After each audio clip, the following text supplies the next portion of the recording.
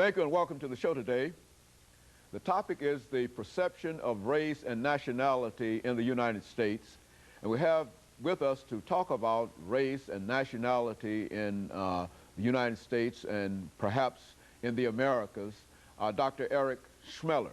Dr. Schmeller is a professor at Tennessee State University in the Department of History, Government, and Political Science. And of course, Dr. Schmeller, let me welcome you to the show this morning. Thank you for having me. And to tell you, Dr. Schmeller, how delighted we are to have you and to talk about a topic that I believe to be very, very important, and a topic that I understand that you spent more than 7 years dealing with in writing your book. Yes. The perceptions of race and nationality in the United States. And what we'd like for you to do, Dr. Schmeller, is to take some of the information from your book and to talk to us this morning about race and nationality and how race and nationality has played a significant role in the history of the United States and indeed the history of the world, because Okay. you know you do have that kind of information in your book.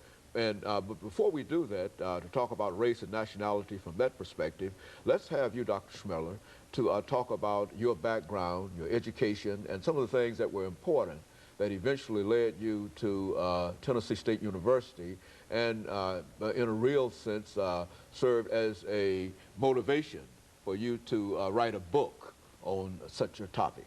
Okay. Well, I was born in Hays, Kansas, out in the middle of western Kansas, and both my parents were teachers. My father was a history professor, like you and myself, and my mother was a English teacher in the high schools. I went to university at a smaller liberal arts college out there, Fort Hays State University.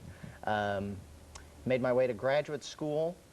I'd started a teaching career. I got certified to teach English and history and went on to graduate studies.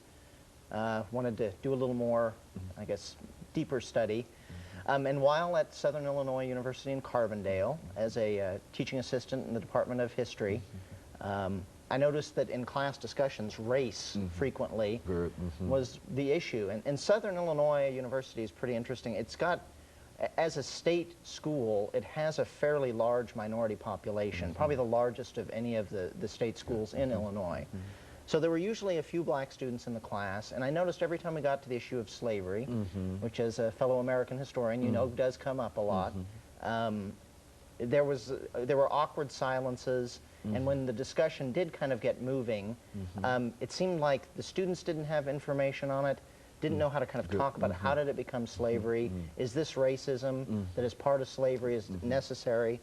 And I guess I just felt like I needed, if I was going to be a successful teacher, I needed to know more About race. Yeah, and how it developed.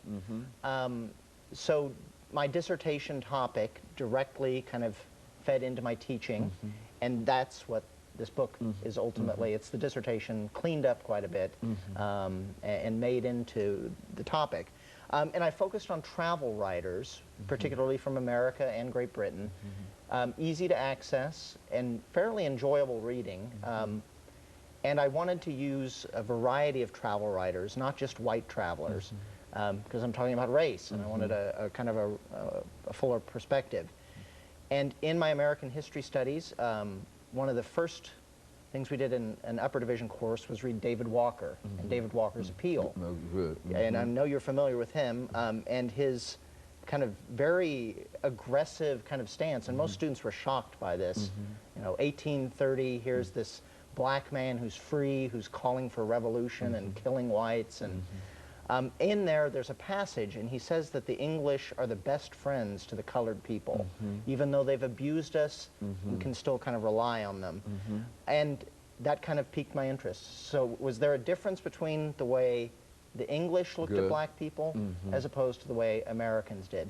So I used some black travelers and some white travelers, going back and forth to see how they kind of, you know, when they're in England, did William Wells Brown, black abolitionist, did he notice a difference? Did he feel like he was treated differently?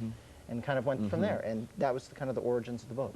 And of course, Dr. Schmeller, what we're getting ready for the first commercial break, after which we'll come back and we'll have you to talk about the whole issue of race and exactly where do you meet race for the first time as an historian, and exactly what are some of the dimensions of the racism that you meet, and to sort of lay it out in terms of the coming together of various cultures and how this dealt with the issue of race. And I would be especially concerned about some of the more formal kinds of things about miscegenation and that kind of aspect in reference to race, because I think that that will become a very, very important part of many studies dealing with this whole issue. And of course, we'll be back with our audience following this very, very short commercial break.